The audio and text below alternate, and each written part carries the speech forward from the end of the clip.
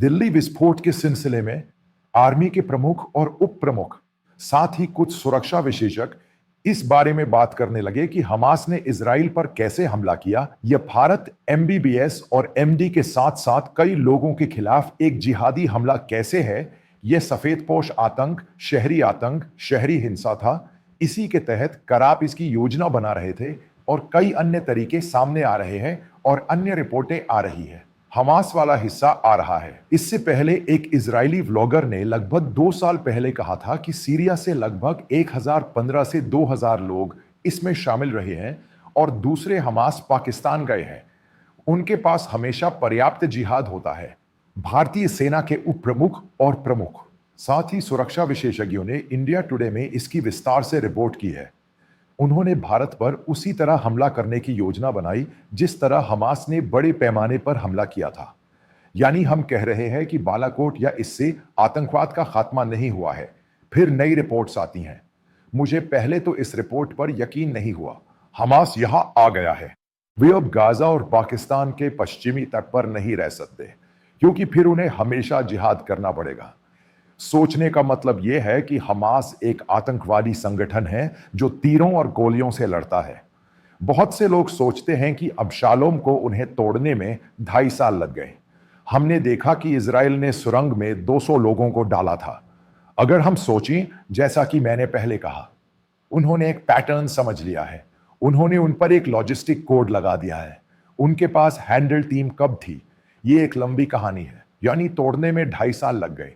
Hamas एक संगठन है जो अत्याधुनिक एआई टूल्स और उन्नत तकनीक का इस्तेमाल करता है। ये अमोनियम नाइट्रेट था। हमें दिल्ली स्मॉग के लिए इसकी उम्मीद नहीं थी। टीएटीपी का इस्तेमाल होता है। ये उमर बहुत अच्छी तरह जानता है। टीएटीपी की अस्थिरता, ये कोई डेटोनेटर नहीं है। ये किसी और जैसा नहीं है। ये घर्षण या दबाव के असंतुलन के कारण होता है। ये चीज फट जाएगी अगर ये फटती है। ये कोई बदलाव नहीं है। ऐसा कहा जाता है कि यह एक संभावना है। यह हताहत है, बहुत बड़ा। वह तकनीक, इसे बनाने की तकनीक हमास के हाथ में है। ड्रोन तकनीक। ड्रोन वाले ने अक्टूबर में यहां क्या भेजा था? सबसे सस्ता प्रोग्राम कौन सा है? इसकी कीमत कितनी है? उन्होंने एक ड्रोन पर पटाखा खरीदा। इसे बांग्लादेश और म्यांमार से कहां से ला सकता? वे यह प्रोग्राम लाए। वे तकनीक साझा करने में माहिर है।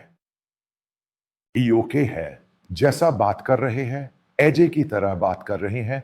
उनके सारे लोग घूम रहे हैं, पीआईसीओ में ट्रेनिंग कर रहे हैं, क्योंकि अब समय आ गया है। अधिकतम प्रभाव, न्यूनतम खर्च, अधिकतम प्रभाव, यही उनका तरीका है।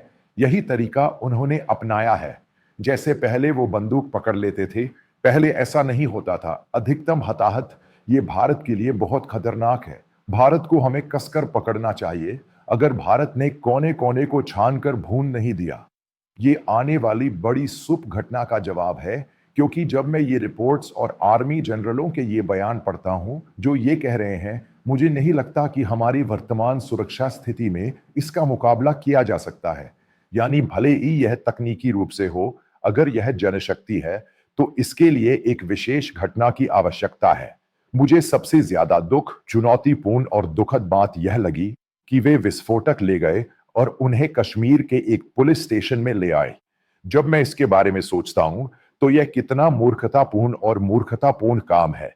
वे इसे उस क्षेत्र में ले आए जहां सबसे अधिक लोग रहते हैं और फिर उन्हें पीआईबी कहा जाता है। उन्हें नहीं पता था कि वे वहां नाइट्रोजन लाए थे और फिर यह फट गया और लगभग 6 से 9 लोग मारे गए। लगभग 36 लोग गंभीर रूप से घायल हो गए। इसके बगल की पूरी इमारत में विस्फोट हो गया। यह भी ढह गया और 15 किलोमीटर दूर चला गया। जब मैं यह सब देखता हूं तो मुझे समझ में आता है कि हमारा वर्तमान सुरक्षा तंत्र, खुफिया प्रणाली जो सुरक्षा एजेंसियों को मिलती है, काउंटर इंटेलिजेंस, इस आधुनिक तकनीक में सक्षम नहीं है। आतंकी युद्ध, यानी इसका सामना कैसे करें? यह एक प्रश्न सेवा है।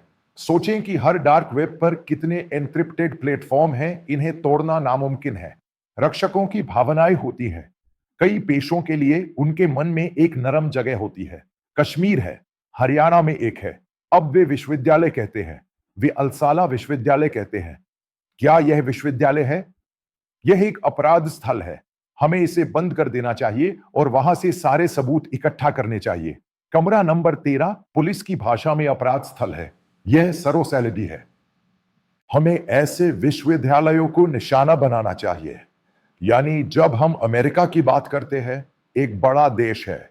जब हम कहते हैं कि यहां कोई पुलिस व्यवस्था नहीं है, लेकिन यहां सब कुछ अच्छी तरह से जुड़ा हुआ है। अगर कोई व्यक्ति कोई भी कीवर्ड टाइप करता है, फलां कैसे बनाएं, तो तुरंत अलर्ट हो जाता है। ये हो रहा है। यह पहले ही उस जगह पहुंच चुका होगा जहां यह जा रहा है।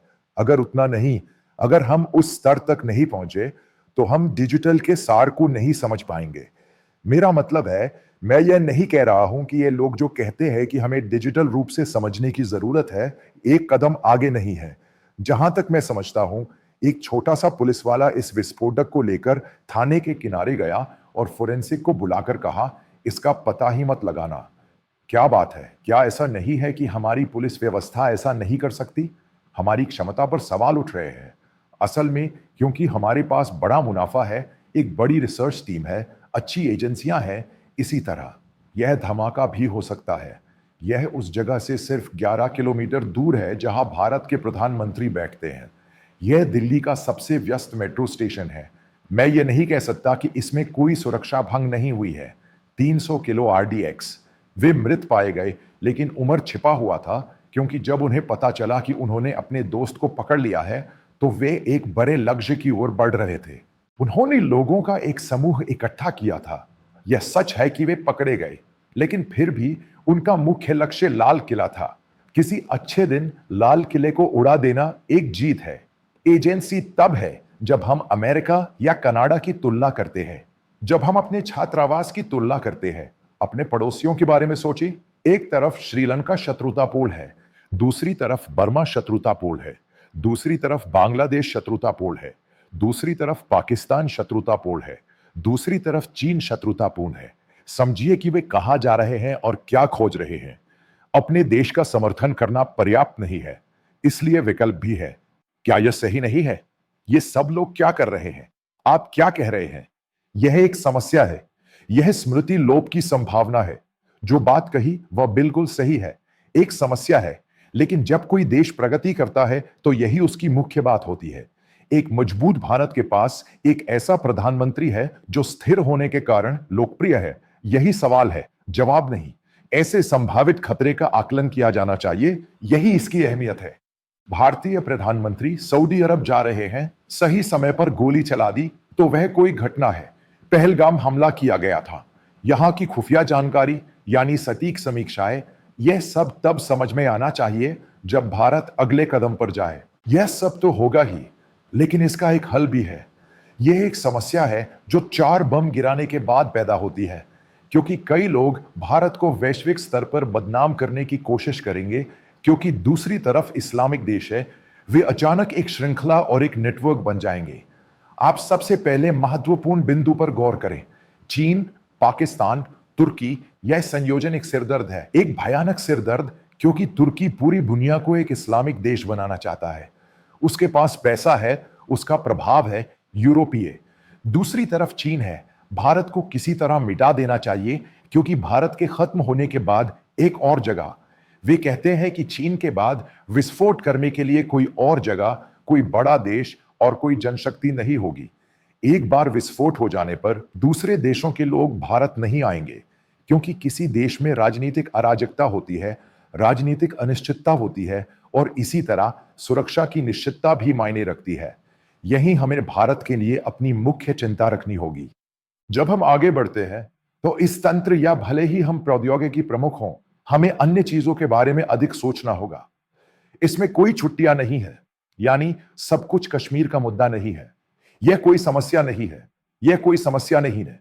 यही सबसे महत्वपूर्ण बिंदु है जो मुझे दिखाई देता है। इसीलिए जब हम कई मायनों में कहते हैं कि यह भयानक है, तो दिल्ली के लोग सवाल करने लगे हैं कि क्या पुरानी दिल्ली बम विस्फोट फिर से हो रहे हैं। आज के मुद्दे का यही कारण है। जब हम कहते हैं कि हम एक बड़ी शक्ति बन गए हैं, वह शक्ति, यह शक्ति, एक आम आदमी को यह महसूस होना चाहिए कि वह सुरक्षा क्षेत्र में है, यह सुरक्षित क्षेत्र में है। सबसे महत्वपूर्ण बात यह है कि इसे कुछ महत्व दिया जाए। इसमें एक और बात है, हमारे लोगों को भी इसमें शामिल होना होगा क्योंकि किसी सरकार के लिए इसे पूरी तरह सुरक्षित बनाना असंभव है। हमें इस बारे में सोचना चाहिए। हमें खुद भी इतना जागरूक होना चाहिए। हमारे पास अपनी आंखें और कान होने चाहिए। एक निश्चित सीमा के बाद हमें कहना चाहिए, आगे क्या? हमारे एजेंट को लगता है कि भारत में बहुत ज्यादा रवैया है, सब चला चला।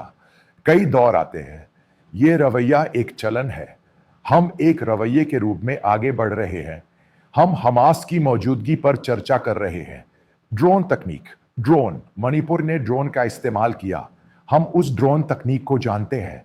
ये वहां किसने पहुंचाई? मणिपुर ने ड्रोन का इस्तेमाल किया। सेना अक्सर कई अलग अलग अधिकारों पर इस्तेमाल करती है। भारत में ऐसे लोग हैं जो ड्रोन तकनीक जानते हैं। वे सब कुछ जानते हैं। वे बस बैठकर यह नहीं कह सकते कि वे तैयार हैं। भारत में सतर्कता जरूरी है क्योंकि दुश्मन हमसे ज्यादा मजबूत और शक्तिशाली है। हम सब कहते हैं कि वीरता को तोड़ना ही काफी नहीं है। दुश्मन बहुत मजबूत है।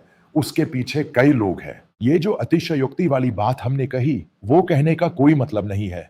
इसका नतीजा जमीन पर आना चाहिए क्योंकि अगर हमें इसे हर दिन, हर मिनट सुरक्षित बनाना है तो हमें इसी तरह अपना होमवर्क करना होगा और मेहनत करके आगे बढ़ना होगा। हर भारतीय और भारत में रहने वाला हर व्यक्ति सुरक्षित है। वो इसलिए भी जरूरी है क्योंकि उसे प्रशिक्षित किया जाना चाहिए। ऐसे बहुत से लोग हैं जो लोगों को देखते हैं, यानी इसे यूं ही खारिज नहीं किया जा सकता। भारत में लगभग 20 करोड़ मुसलमान हैं। लगभग 20 करोड़ का एक समुदाय है। उसमें एक छोटा सा हिस्सा है, लेकिन उसका एक बड़ा हिस्सा इस जिहाद को नजरअंदाज करने और खारिज करने को तैयार नहीं है। यही वह कारक है बांग्लादेश हमारे लिए एक दुश्मन देश बन गया है, क्योंकि मुझे लगता है कि ये और बढ़ेगा और एक बड़ा मुद्दा बन जाएगा। शेख हसीना से जुड़े मुद्दे के कारण हम किसी भी कारण से चीन पर निर्भर नहीं रह सकते, क्योंकि चीन का भारत के साथ एक अलग एजेंडा है।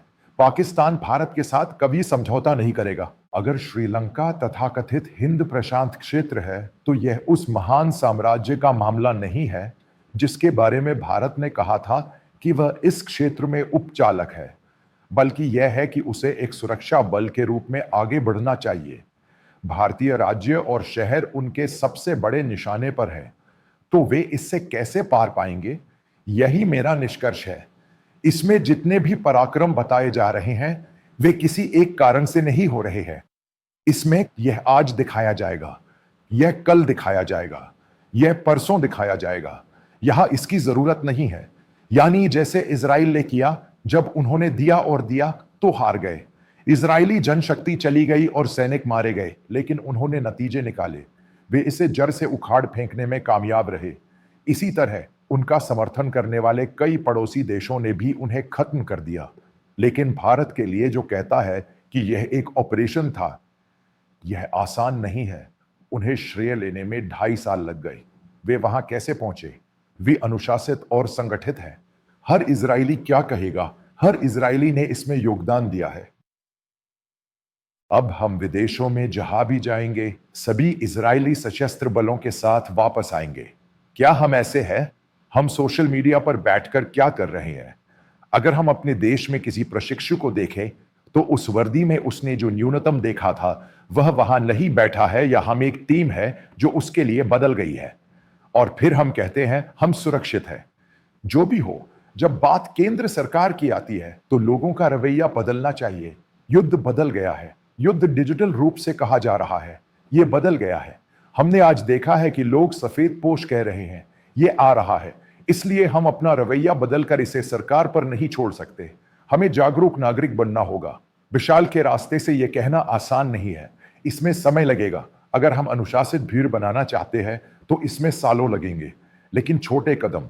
भारत हमारा देश है। बेशक इसकी रक्षा करना हर भारतीय का कर्तव्य है।